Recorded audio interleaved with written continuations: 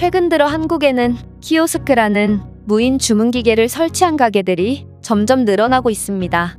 이 기계가 처음 도입되었을 때만 해도 사용법을 익히기 어렵다는 이유로 많은 비판을 받아왔는데요.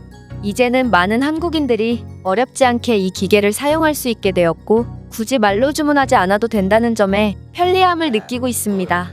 키오스크가 점차 익숙해짐에 따라 우리나라 가게의 형태도 점점 바뀌어가고 있는데 이제는 한국에서 손님이 물건을 고르고 직접 키오스크로 결제까지 하는 무인 점포들을 어렵지 않게 찾아볼 수 있습니다.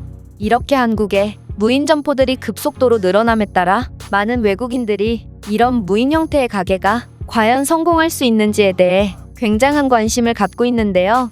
글로벌 커뮤니티에서만 해도 한국의 무인 점포에 대한 수많은 글들이 올라오고 있는데 한 중국인이 이런 무인 점포에 대한 충격적인 글을 작성해서 화제가 되고 있습니다. 그렇다면 도대체 이 중국인은 어떤 내용의 글을 작성했는지 살펴보도록 하겠습니다. 이곳에 많은 사람들이 무인 점포가 정말 성공을 거둘 수 있을지를 궁금해하는 것 같다. 나는 직접 무인 점포를 운영해봤고 결론부터 말하자면 무인 점포는 절대로 성공할 수 없는 구조임을 깨닫게 되었다. 나는 중국인으로 영국에서 유학 생활을 마치고 나만의 사업을 해보고 싶어서 아이디어를 구상하는 중이었어. 그러다 문득 한국을 여행했을 때 그곳에 있던 수많은 키오스크들과 무인 점포가 생각난 거야. 그곳에 많은 한국인들이 점원의 도움 없이도 능숙하게 키오스크를 조작하는 모습을 떠올려 보니 이건 일하지 않고도 돈을 벌 수 있는 최고의 방법이라고 생각했지.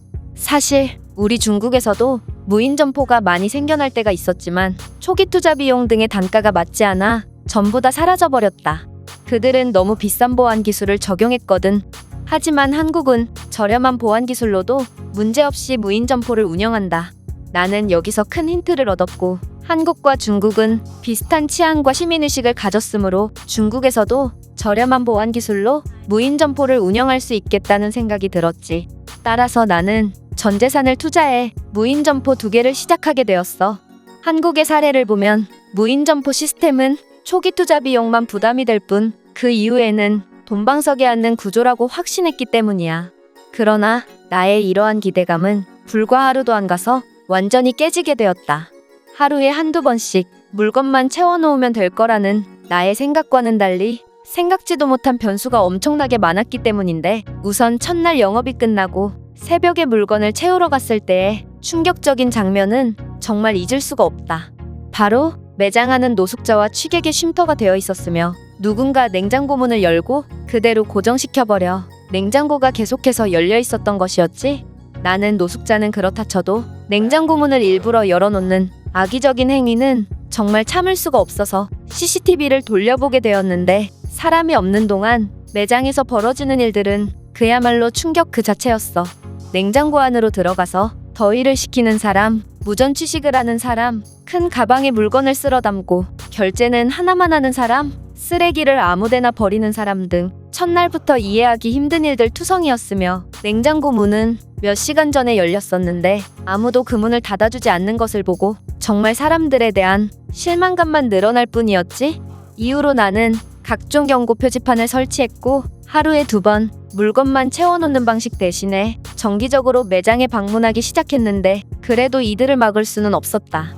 결국에는 매장 내에 대소변을 보는 사람이 나오고 키오스크 내 현금이 털리는 사건까지 일어나게 되면서 무인 점포 사업을 그만두게 되었어.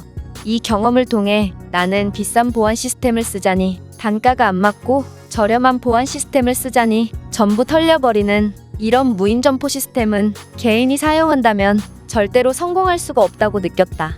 한국에서는 저렴한 보안을 사용하면서도 무인 점포가 잘 운영되는 것 같지만 중국에서도 불가능한 일이 한국에서 통할 리는 없다고 생각하고 아마 한국의 무인 점포도 엄청난 적자를 보고 있지만 정부의 사업이나 각종 혜택들 때문에 겨우 유지되고 있는 것이 아닐까 싶다. 이 중국인의 글은 여기까지입니다. 사실 이런 무인형 점포는 치안이 좋은 나라가 절대적으로 유리할 수밖에 없죠. 치안이 안 좋다면 그만큼의 최첨단 보안 기술을 적용해야 하고 그렇게 된다면 초기 투자 비용이 굉장히 많이 들기 때문입니다. 따라서 우리나라는 굳이 비싼 시스템을 이용할 이유가 없으므로 많은 무인 매장이 생겨난 것이죠. 물론 우리나라의 무인 매장도 사고가 아예 없는 것은 아닙니다. 하지만 이는 다른 나라에 비한다면 현저히 적은 수치고 바닥에 대소변을 본다든지 고의적으로 기물을 파손한다든지 하는 몰상식한 행동을 찾아보기는 정말 힘들죠. 또한 이런 행위를 경찰에 신고해도 처리하기가 힘든 다른 나라들과는 달리 우리나라는 빠르게 범인을 잡을 수 있습니다. 아마 이 글을 작성한 중국인은 이러한 한국과 중국의 시민의식 차이를 전혀 고려하지 않은 채 단지 초기 투자 비용을 아끼기 위해 한국식 시스템을 적용한 것 같은데요. 이는 중국인 작성자의 치명적인 실수라고 볼 수 있겠습니다. 이 글에 많은 외국인들이 댓글을 달며 뜨거운 반응을 보이고 있는데 그렇다면 해외 반응은 어떤지 살펴보겠습니다. 중국에서 안 통하니 한국에서도 안 통할 거라고? 지금 당장 사람이 많은 곳에 가서 지갑을 떨어뜨려봐. 앞다투어 주워주려는 한국인들과는 달리 중국인들은 그 지갑이 떨어지기도 전에 네 지갑을 채갈 거야. 이게 한국과 중국의 차이다. 중국인들의 발상은 정말 놀랍다. 세계 최고 수준의 한국의 시민의식과 명실상부 최악인 중국의 시민의식을 비슷하다고 생각하다니 그런 사고방식이면 다음에는 BTS도 중국인이라고 우기는 거 아냐? 아직 BTS는 모르겠지만 손흥민을 중국인이라고 우기는 중국인들이 점점 보이기 시작하더라. 그들을 이해하려고 하지 마. 애초에 한국에서는 점원이 자리를 비울지라도 물건을 훔치지 않고 기꺼이 점원이 오기를 기다립니다. 어떻게 이런 나라에서 무인 점포가 실패할 수 있을까요? 한국의 시스템은 절대로 따라해선 안 돼. 그들의 시스템은 그야말로 한국에 최적화되어 있기 때문에 아무리 좋아 보여도 다른 나라에서는 절대로 도입할 수 없는 것도 많거든. 만약 한국식 저가형 무인 점포가 우리나라에 도입되었다면 확실히 전부 털려버렸을 거야. 물론 중국처럼 대변을 싸놓는 사람은 없을 것이다. 솔직히 유럽에도 소변을 아무데나 싸는 사람이 많아서 할 말이 없지만 대변은 정말 상상을 초월하는 것 같다. 중국인들은 21세기를 살아가는 거 맞아? 이런 걸 보면 시민의식이 얼마나 중요한지 다시 한번 느낀다. 한국에서는 적은 초기 투자 비용으로도 높은 비용을 투자한 것만큼의 성과를 내니 한국인들의 높은 수준에 따른 혜택은 결국 온전히 그들에게 돌아가는 것 같아. 제가 듣기론 한국의 무인 점포에서도 종종 사고가 발생한다고 들었습니다. 한국에서도 사고가 날 정도면 무인 점포 시스템은 애초에 많은 투자 비용을 감당할 수 없는 개인이 사용하기에는 부적합한 방법 아닐까요? 외국의 유인 점포보다 한국의 무인 점포가 사고 발생이 더 적습니다. 이건 어디까지나 한국의 높은 치안 때문에 화제가 된 것이지 다른 나라 같았으면 보도조차 되지 않았을 거라고 확신합니다.